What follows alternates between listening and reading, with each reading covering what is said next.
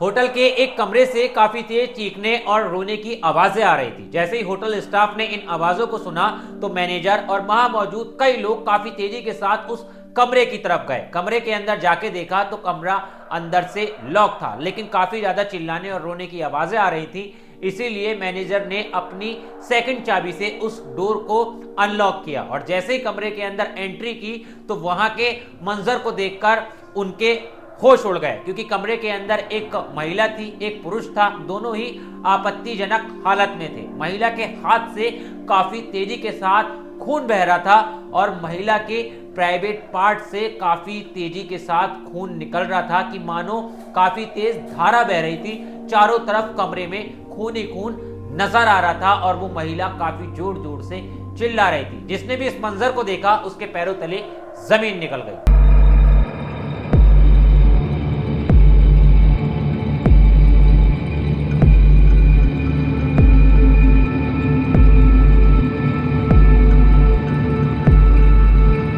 नमस्कार, आदाब, सत श्री अकाल। मैं हूं आपके साथ ऋषभ चौहान। कहानियों का सिलसिला बादस्तूर बरकरार है। मैं आपके लिए एक और सच्ची घटना पर आधारित कहानी लेकर आ चुका हूं। इस कहानी को सुनने के बाद आपको पता चलेगा कि आज के समय में किसी इंसान को धोखा देना, उसकी भावनाओं के साथ खेलना किस तरह से आपके लिए भारी पड़ सकता है। यहां तक कि भावनाओं से खेलने के कारण आपकी जान भी जा सकती है, जैसा कि इस पूरी कहानी के अंदर हुआ है। कहानी को शुरू करते हैं, लेकिन उससे पहले मैं आपको हमेशा की तरह जगह और किरदारों के बारे में बता देता हूं। ये पूरी कहानी उत्तर प्रदेश के मुजफ्फरनगर की है।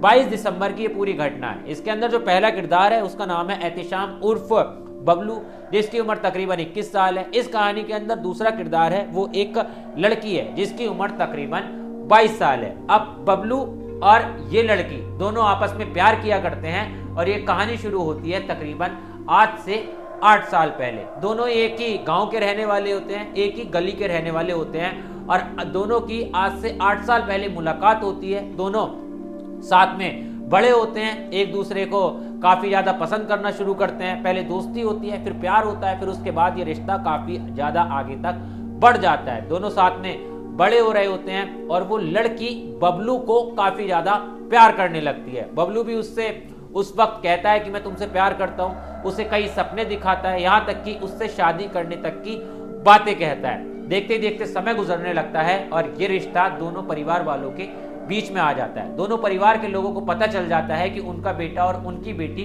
जो कि पास ही के घर में रहने वाले हैं, एक ही गली में रहते हैं, दोनों एक दूसरे को प्यार करते हैं। परिवारों में काफी ज्यादा विवाद होता है और वो अपने बच्चों को समझाते हैं कि ऐसा नहीं हो सकता, क्योंकि तुम दोनों एक गांव के रहने वाले हो, एक गली के रहने वाले हो। हम इस रिश्ते को स्वीकार नहीं करेंगे और हम तुम्हारी आपस में शादी नहीं करेंगे। अब देखते ही देखते तकरीबन 8 साल बीत जाते हैं, दोनों की शादी नहीं होती है। लेकिन वो लड़की जो होती है वो बबलू से बेइंतहा प्यार करती है और वो किसी भी हालत में बबलू को छोड़ने पर राजी नहीं होती।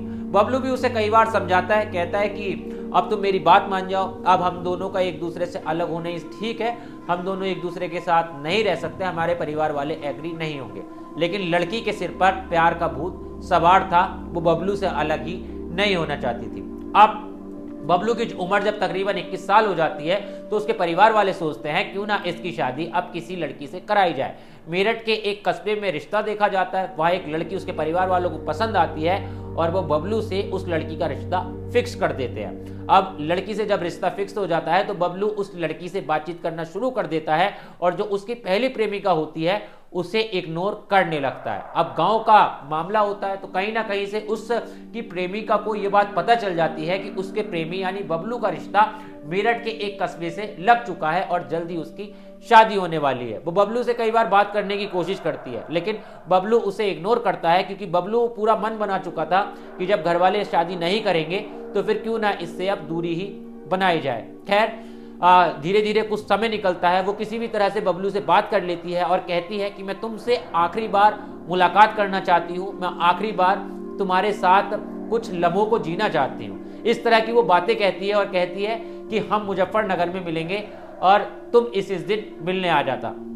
अब बबलू सोचता है कि शायद लड़की मान चुकी है और ये आखिरी बार मुझसे मिलने के बाद अलग हो जाएगी, लेकिन बबलू को नहीं पता था कि उस लड़की के दिमाग में किस तरह से फितूर सवार हो चुका था बदला लेने का, क्योंकि उसके दिमाग में ये बैठ गया था कि बबलू उसे धोखा दे रहा है। खैर 22 दिसंबर का दिन आता है, दोनों ही मुजफ्फरनगर के सिविल लाइन थाना क्षेत्र के इलाके में पहुंच जाते हैं। लड़की भी आ जाती है। पहले एक रेस्टोरेंट के अंदर जाते हैं, वहां पर कुछ खाना पीना शुरू करते हैं, कुछ पुरानी बातचीत होती है और उसी के बाद दोनों कहते हैं कि चलो क्यों ना एक होटल के अंदर समय बिताया जाए और अपनी पुरानी यादों को ताज़ा किया जाए, उसके बाद फिर हम कभी भी नहीं मिलेंगे।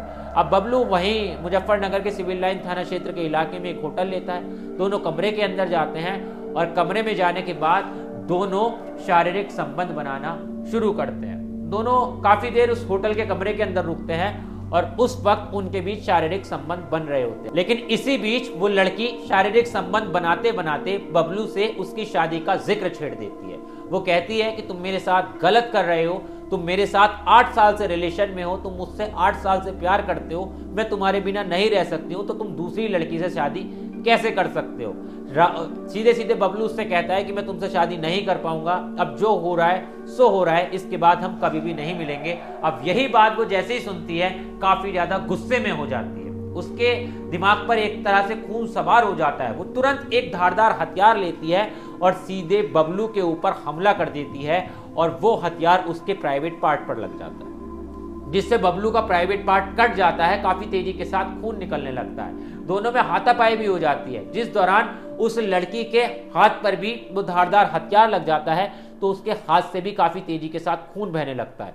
अब दोनों ही जब एक दूसरे को इस स्थिति में देखते हैं तो वो लड़की जोर जोर से चिल्लाना शुरू करती है और बबलू भी काफी तेजी के साथ दर्द के कारण रोना शुरू करता है। होटल स्टाफ को ये जब आवाज जाती है तो वो तुरंत उस कमरे पर पहुंचते हैं। लॉक को खोला जाता है और मंजर को देखकर हर कोई हैरान हो जाता है। तुरंत पुलिस में इत्तला की जाती है। पुलिस मौके पर आती है और दोनों को ही एक पासी के सरकारी अस्पताल में एडमिट कराया जाता है। लड़के की स्थिति काफी ज्यादा गंभीर थी, उसे मेरठ भेज दिया जाता है क्योंकि वहां उसका बेहतर तरीके से इलाज हो सके। वहीं लड़की के हाथ में पट्टी वगैरह कराई जाती है और पुलिस अपनी हिरासत में ले लेती है।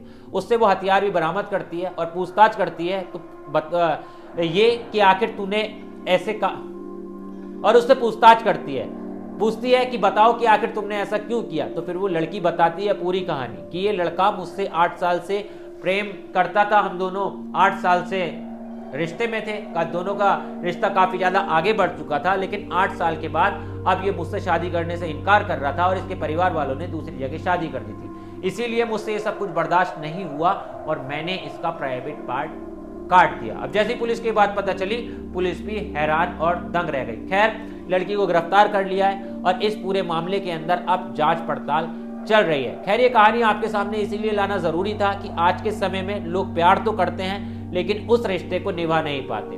कुछ साल रिलेशन में रहेंगे और अपने रिश्ते को काफी आगे तक ले जाएंगे, भावनाओं तक से खेलेंगे, प्यार के सपने दिखाएंगे, लेकिन जब शादी करने की बात आती है तो वो किसी ना किसी कारणवश पीछे हट जाते हैं, जैसा कि इस रिश्ते में देखा गया। और कभी कभी जब एक व्यक्ति आपसे बहुत ज्यादा प्यार करता है तो वो कुछ इसी तरह की हरकतें भी कर बैठता है, जैसा कि इस कहानी में हुआ। पहले वो लड़की उससे प्यार करती थी, लेकिन जब वो प्यार बदला लेने के रूप में आया तो फिर मामला इतना ज्यादा बिगड़ गया था कि उस लड़की ने अपने प्रेमी पर ही धारदार हथियार से हमला किया। खैर इस कहानी पर आपकी क्या राय है, क्या विचार है, कमेंट में जरूर बताना। किस राज्य से, किस जिले से आप ये पूरी कहानी सुन रहे थे ये भी जरूर बताना। और अगर आपको क्राइम स्टोरीज पसंद है तो फिर मेरे साथ जुड़ना मत भूलना, क्योंकि मैं आपके लिए इसी तरह की खबरें लाता रहता हूँ। मिलता हूँ आपसे किसी और वीडियो में। जय हिंद।